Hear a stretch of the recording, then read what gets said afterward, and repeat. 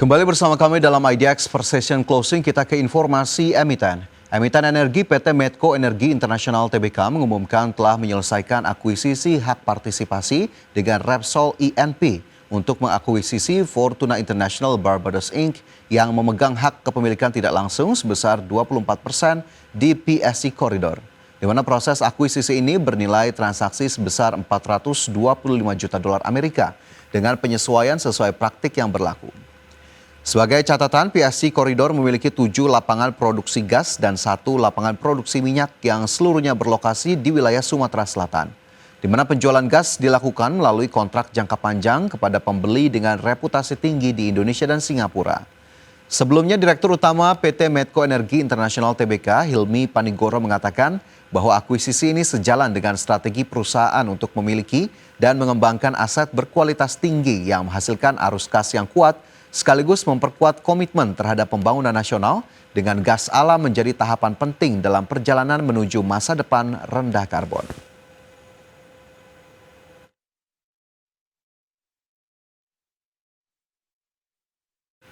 PT Teladan Prima Agro Tbk membukukan laba bersih 218,92 miliar rupiah di kuartal 1 2025 atau tumbuh 211,6% dari 70,25 miliar rupiah pada kuartal 1 2024. Lonjakan kinerja ini dipicu kenaikan harga CPO dan ekspansi hilirisasi produk PKO dan biodiesel.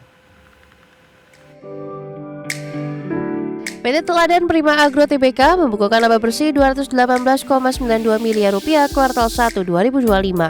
Harga rata-rata CPO melonjak 31,4% mencapai Rp14.365 per kilogram dan harga PK naik 120,9% ke Rp10.488 per kilogram. Sementara itu, volume penjualan CPO naik 6,36% menjadi 78.121 ton. Di sisi lain, pendapatan hilirisasi CPO KO turut naik dengan harga jual Rp23.161 per kilogram dan volume 2.510 ton. Sementara itu, total pendapatan Januari hingga Maret 2025 mencapai Rp1,28 triliun, naik 49,1% dibandingkan periode yang sama tahun lalu yang hanya sekitar Rp858 miliar. Kontribusi terbesar datang dari penjualan CPO PK dan produk lainnya. Teladan Prima Agro membidik pendapatan Rp4,63 triliun sepanjang 2025, naik 10% dari realisasi Rp4,21 triliun di 2024. TLDN resmi mengakuisisi 99,99% saham PT Cipta Davia Mandiri senilai Rp136,32 miliar pada 13 Juni 2025. CDM kini menjadi anak usaha penuh dan segera dikonsolidasikan ke laporan keuangan induk. Aksi ini bertujuan memperluas lahan kebun, meningkatkan kapasitas produksi, dan memperkuat nilai aset strategis perusahaan. Dengan lonjakan laba dan pendapatan di triwulan pertama ditopang oleh akuisisi strategis, CDM, dan target ekspansi ambisius, Teladan Prima Agro membangun fondasi pertumbuhan berkelanjutan. Fokus pada hilirisasi dan efisiensi teknologi menjadi kunci memperkokoh posisi di pasar kelapa sawit nasional dan global. Berbagai sumber, IDX Channel. PT Superior Prima Sukses Tbk, produsen bata ringan AAC merek Blascon dan Superior Block mulai membangun pabrik kelima di Banjarnegara, Jawa Tengah. Lahan seluas 5,9 hektar ini dipersiapkan untuk kapasitas produksi hingga 1 juta meter per tahun dengan investasi sekitar Rp250 miliar yang akan rampung pertengahan 2025.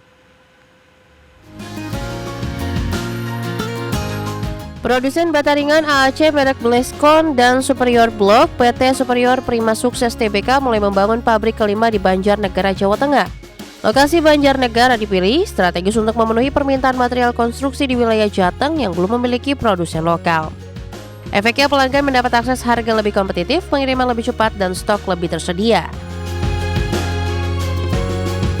Blas memproduksi 2 merek unggulan, Blascon dan Superior Block, sebagai bata ringan berkualitas premium, serta semen mortar Blasbond dan Superior Bond yang mempercepat proses pemasangan dinding konstruksi. Perusahaan menekankan keunggulan produk seperti ringan, presisi, tahan api, dan hemat material. Meski menjadi market leader bata ringan AACC di Indonesia, pasar konstruksi di daerah masih terbuka luas.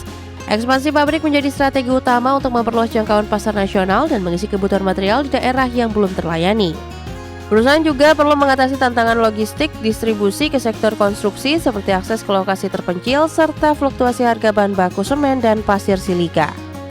Meski demikian, kehadiran pabrik lokal di Banjarnegara diyakini bisa menurunkan biaya distribusi signifikan.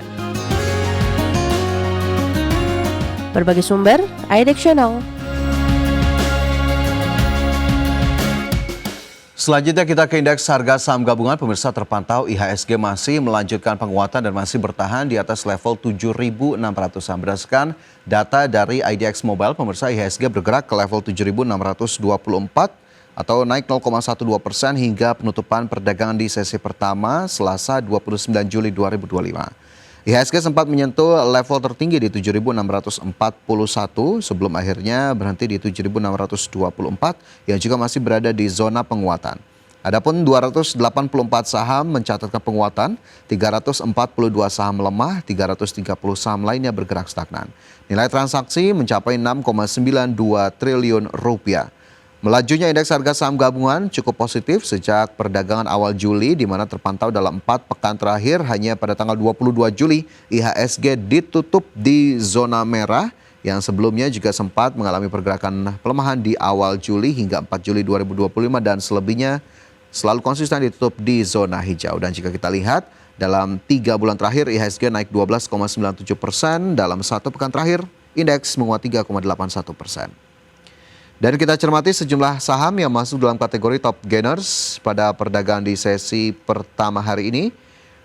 Di mana saham-saham diantaranya ada BRPT yang naik 6,07% ke level 2.620, BRMS juga naik 5,88% ke 468, CDIA masih melanjutkan pergerakan positif kembali naik 6,56% ke 1.950 dan juga BKSL naik 9,77% ke Rp146. Sementara itu top losers ada saham seperti MDKA yang turun 1,54% ke 2.550, saham Dewa terkoreksi 1,69% ke 232, Mina turun 2,19% dan juga INKP yang melemah 2,94% ke Rp6.600.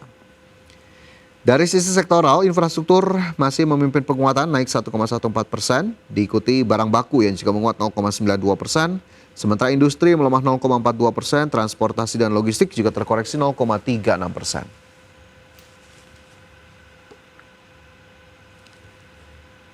Dan pemirsa, usai jeda informasi dari dunia teknologi akan kami hadirkan untuk Anda sesaat lagi.